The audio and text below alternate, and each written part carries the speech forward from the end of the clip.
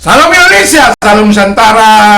Dari Sabang sampai Merauke, dari Miangas sampai Pulau Rote. Tuhan Yesus memberkati kita semuanya. Dan 5 menit bersama dengan firman Allah. Beberapa hari ini kita hanya menikmati sarapan pagi saja. Tuhan Yesus memberkati. Puji Tuhan.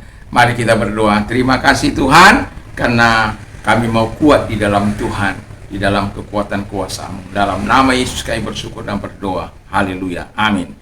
Tema firman kita akhirnya, ya, tema firman Allah akhirnya jadilah kuat di dalam Tuhan. Haleluya. Bukan pada awalnya, tapi akhirnya.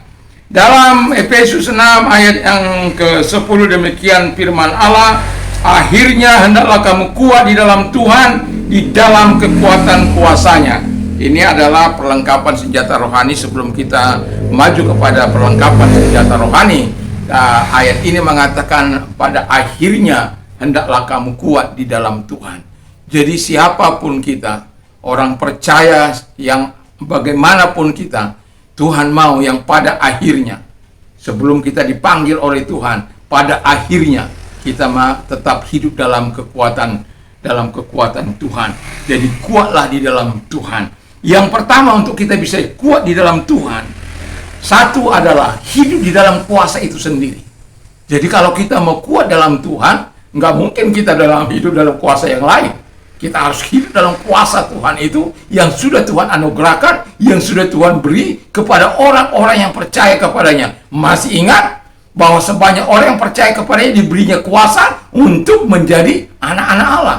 Jadi kuasa itu diberikan khusus kepadamu, khusus kepada orang-orang percaya. Di luar sana orang yang tidak percaya tidak akan ada kuasa itu. Itu sebabnya mereka tidak akan pernah berani melumpangkan tangan untuk menyembuhkan orang, mengusir setan-setan dalam nama siapa?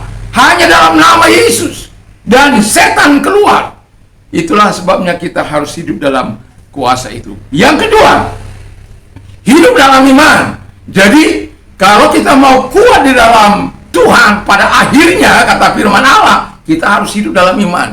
Iman itu membuat kita teguh. Iman itu mengalahkan setan. Iman itu mengalahkan kelemahan-kelemahan kita, hawa nafsu daging, dan lain sebagainya. Iman itu membuat kita bersemangat, bergairah. Haleluya! Saya tidak dapat katakan dengan antusias lebih lagi ketika soal berbicara soal iman. Karena bukan hanya lebih berapi-api. Haleluya!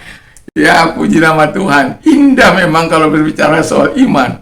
Tapi Anda tahu sebenarnya itu proses yang sangat panjang. Kadang-kadang meletihkan, melelahkan. Tapi orang yang beriman harus tetap setia dalam imannya. Sebagaimana kita tahu menurut tradisi penulis ini, yaitu Paulus dengan segala kehebatan imannya, tapi dia kepalanya juga dipenggal menurut tradisi.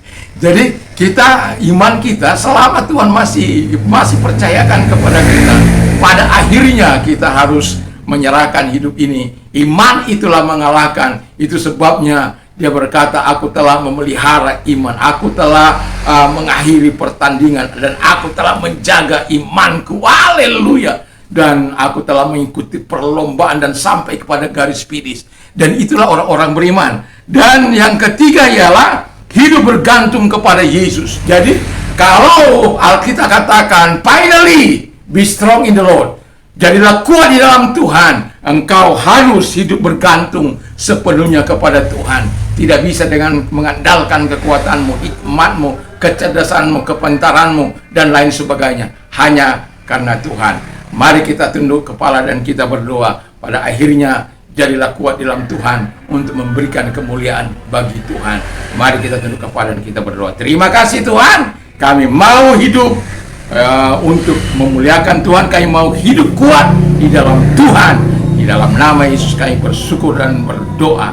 Dan pada akhirnya kami betul-betul kuat oleh karena kasih Tuhan. Dalam nama Yesus, amin.